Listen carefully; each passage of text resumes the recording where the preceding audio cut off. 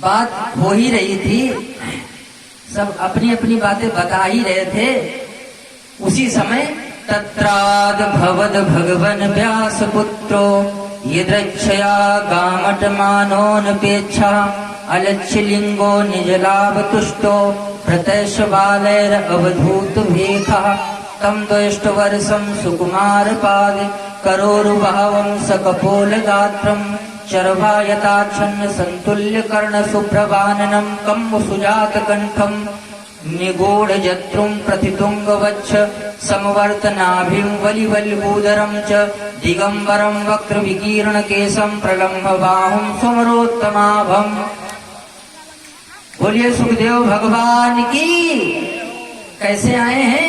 तत्राद भवत भगवन व्यास पुत्रो, भगवान व्यास के पुत्र के रूप में भगवान श्री कृष्ण ही सुखदेव बनकर के आए हैं। क्यों? स्कंद पुराण महात्म्य में 63वां श्लोक आता है, 3रे अध्याय का। वहां पर लिखा है नंद नंदन रूपस्तु श्री सुको भगवान ऋषि। भगवान श्री कृष्ण ही सुखदेव बाबा बने। क्यों बने? परीक्षित को जब बचाने भगवान गए उत्तरा के गर्भ में, तो मस्तिष्क पर लिखा था, जब ये जल गए थे भीतर ब्रह्मास्त्र से, तो 67 वर्ष की अवस्था में इनको तक्षक डसेगा, इनकी मृत्यु हो जाएगी, ये लिखा था। तो इनको कैसे बचाया जाए? क्यों? अस्त्र से, अस्त्र को भगवान ने शांत किया, ब्रह्मास्त्र को कौमोद की गदा से शांत किया गर्भ में। और जितने दिन तक गर्भ में परीक्षित रहे, भगवान भी वहां माया के आवरण से गर्भ को ढक दिया और स्वयं बने रहे कौमोद की गदा लिए। भगवान कभी भी माता के गर्भ में नहीं जाते। क्यों? वो भगवान प्रकट होते हैं। माताओं ने भगवान के तेज को गर्भ में रखा, देवकी के रूप में, कौशल्या के रूप में, आदिति के रूप में। लेकिन उत्तरा ने सबको जीत लिया। क्यों? मंदिर किसे कहा जाता है? जहाँ भक्त हो और भगवान हो, वो क्या होता है? मंदिर। भक्त तो परीक्षित पहले ही उत्तरा के गर्भ में था, भगवान भी चले गए। भक्त और भगवान ये दोनों रहे हैं किसके उदर में? उत्तरा के उदर में। उत्तरा का गर्भ किसी मंदिर से कम नहीं। तो भगवान ने सोचा कि हमने अस्त्र से अस्त्र को तो शांत कर लिया, लेकिन सांप को शांत कैसे करेंगे? तो उन्होंने भगवान श्री कृष्ण ने ही श्री नंदनंदन रूपस्तु श्री सुको भगवान ऋषि। भगवान श्री कृष्ण ही नंदनंदन, जो नंदनंदन है यशोदा नंदन भगवान कृष्ण, वो ही सुखदेव बाबा बने हैं। बोलो राधे राधे। क्यों?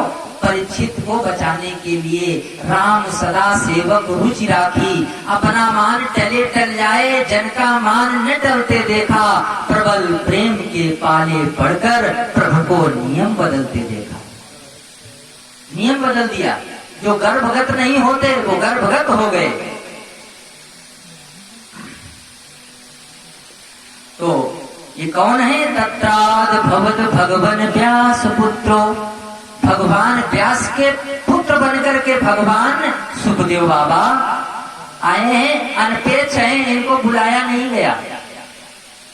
आजकल कथावाचक बुलाया जाता है, ये बिना बुलाए आए हैं, क्योंकि इनको कोई अपेक्षा नहीं है, बुलाने वाले को अपेक्षा होती है। इनका शरीर कैसा है? अलक्ष्य लिंगो निजलाभ तुष्टो।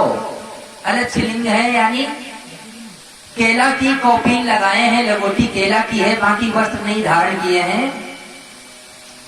और बाल बिखरे हुए हैं, अवधूत भेष है इनका। अवस्था कितनी है? बोले तम दुष्ट वर्षम, 8 दूनी 16 साल के हैं। तो 14 वर्ष लिख दिया होता, क्यों नहीं लिखा? 8 साल का बालक निर्विकार होता है, उसमें कोई विकार नहीं होते, इसलिए गणित में लिख दिया तम दुष्ट वर्षम, 8 दूनी 16 साल के।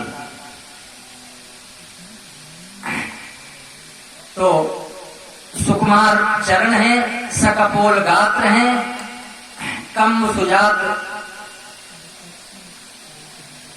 कर्ण है, और इनका जो वक्ष स्थल है वो चौड़ा है, दिगंबर है, इनके बाल जो है बिखरे हुए हैं, इनकी भुजाएं लंबी हैं। जो जिसकी भुजाएं लंबी होती हैं, जो प्रलंब बाहु होता है, वो विशिष्ट पुरुष होता है। सांवला स्वरूप है, जैसे भगवान का स्वरूप सांवला। अब बाबा जब आ रहे थे तो गांव की देवियां पीछे लग गई, बालक पीछे लग गए, वो डेमा मारने लगे, नंगा बाबा आ गया, नंगा बाबा आ गया। 16 वर्ष के हैं, लेकिन जो संत महात्मा बैठे थे 68-68 लाख वर्षों के, 1 करोड़ वर्ष के जो महात्मा बैठे थे, सतयुग के महात्मा थे और द्वापर में बैठे थे, वो सब उठ करके खड़े हो गए, दंड प्रणाम करने लगे।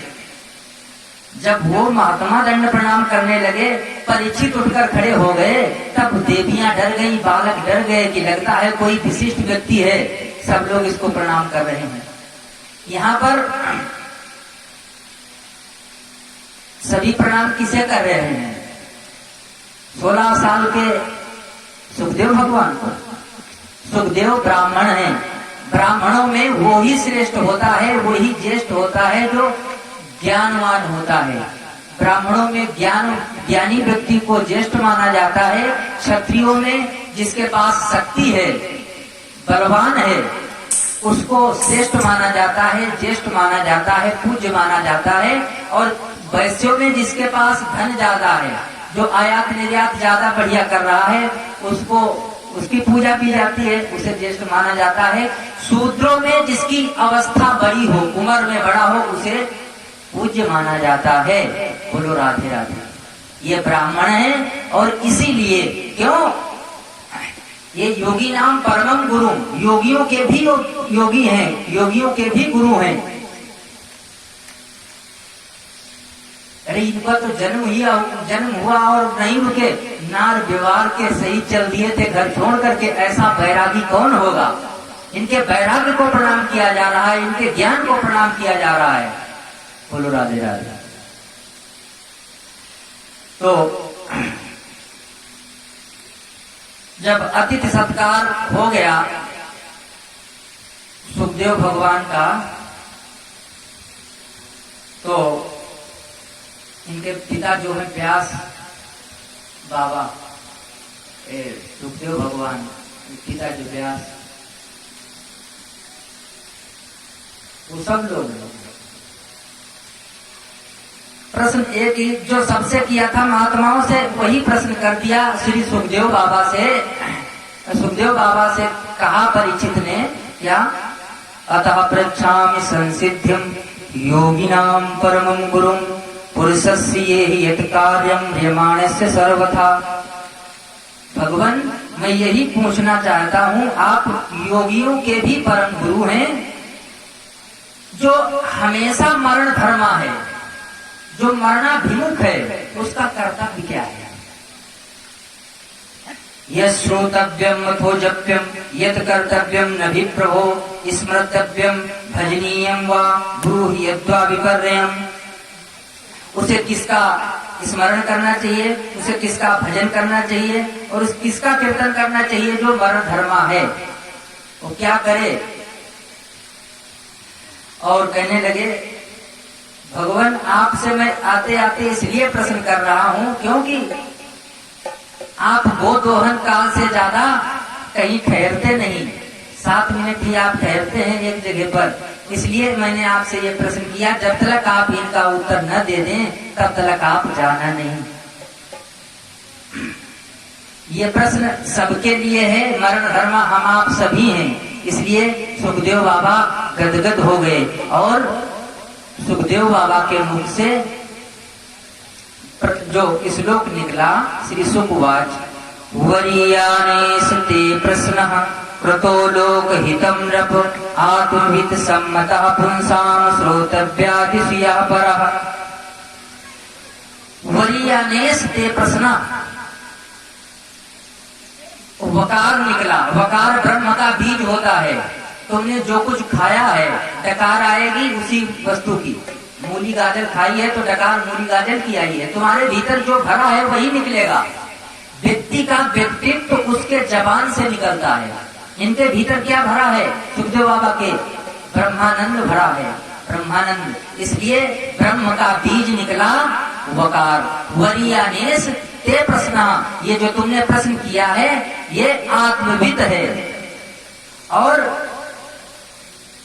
गृहस्थ व्यक्ति ऐसे प्रश्न नहीं करते। क्यों? क्योंकि उनके पास समय ही नहीं होता है आत्म कल्याण के लिए चर्चा करने का, प्रश्न करने का। गृहस्थ व्यक्ति रात गुजार देता है सोने में और दिन गुजार देता है व्यवसाय में, कामकाज में। निंद्रया ह्रियते नक्तम विवायेन च भावयः दिवाचारते हयाराजन कुटुंब भरणेन वा। रात सोने में गुजार देता है, दिन कामकाज में गुजार देता है और कुटुंब के भरण पोषण में ही पूरा जीवन व्यतीत कर देता है। अपने कल्याण की बात कभी सोचता ही नहीं है। तेसाम प्रमत्तो निधनम पश्यति न पश्यति। अपने मृत्यु को देख रहा है कि आ रही है, फिर भी अनदेखा कर देता है। मृत्यु को अनदेखा कर रहा है।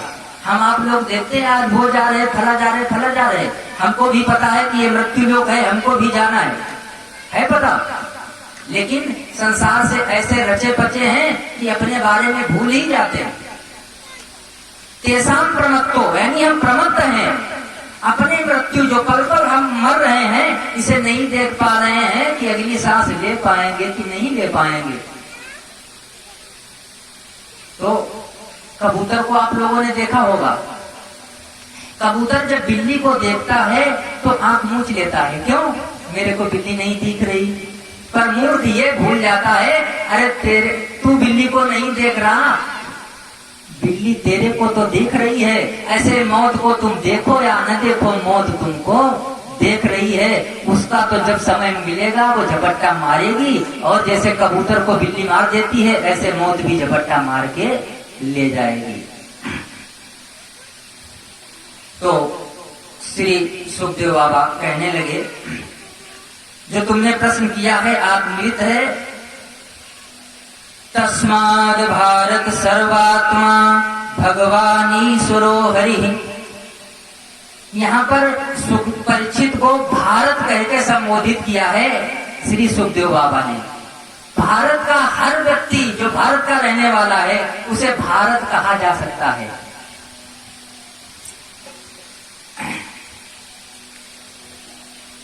कहने लगे भगवान हरि का स्मरण करना चाहिए। जन्म लाभा परा पुंसा मनते नारायण स्मृति। जीवन को ऐसा बना लिया जाए कि अंत समय नारायण की स्मृति हो जाए। भगवान नारायण की स्मृति अंत समय में। जन्म लाभा परा पुंसा मनते नारायण स्मृति। जन्म को ऐसा बना लिया जाए कि अंत समय नारायण याद आ जाए, और जो नारायण याद आ गए तो समझ लो काम हो गया। और कहने लगे भगवान के नाम का ही गुणानुवाद करना चाहिए, उनका ही भजन कीर्तन करना चाहिए, उनकी ही कथा सुननी चाहिए। भगवान के नाम का गुणानुवाद जो है इसी को कहा गया है इदम भागवतम नाम पुराणम ब्रह्म संहितम। ये जो भगवान नाम है इसको ही भागवत कहा गया है, जिसको नारद जी ने विपुल कर दिया है, बढ़ा चढ़ा करके। और देखो भगवान के चरित्र इतने मीठे हैं राजन कि हठात व्यक्ति को, भगत को अपनी तरफ खींच लेते हैं। कृष्ण को देखा होगा, कृष्ण के नाम में री लगी है, री। जो लोग मछली पकड़ने जाते हैं उनके पास भी री होती है, उसमें केचुआ फंसाते हैं और पानी में डालते हैं, मछली पकड़ती है, केचुआ फंस जाता है उसमें री में और धीवर बाहर निकाल लेता है, मछली फंस जाती, बाहर आ जाती। ऐसे ही भगवान श्री कृष्ण खींच लेते हैं अपने भगत को अपने कथा से खींच लेते हैं, अपने गुणानुवाद से खींच लेते हैं। लेकिन याद रखना, चुंबक उसी लोहे को पकड़ेगी जिसमें काई नहीं लगी है, जंग नहीं लगी है, मिट्टी नहीं लगी है। तो भगवान खींचेंगे, भगवान की कथा खींचेगी। और अभगत जो व्यक्ति है वो कथा, वो भगवान अपनी तरफ नहीं खींच पाते। बोलो राधे राधे। इसीलिए कथा लोगों के समझ में नहीं आती। क्यों? क्योंकि जिसके पास असती बुद्धि है उसको भागवत कथा मेरे भाई कभी समझ में नहीं आएगी और समझ भी नहीं सकता। जिसके पास सती बुद्धि है वो ही कथा में लगेगी, भगवान में लगेगी, धर्म में लगेगी। और असती बुद्धि अधर्म में लगेगी, नाच गाना में लगेगी, नौटंकी में लगेगी। बोलो राधे राधे।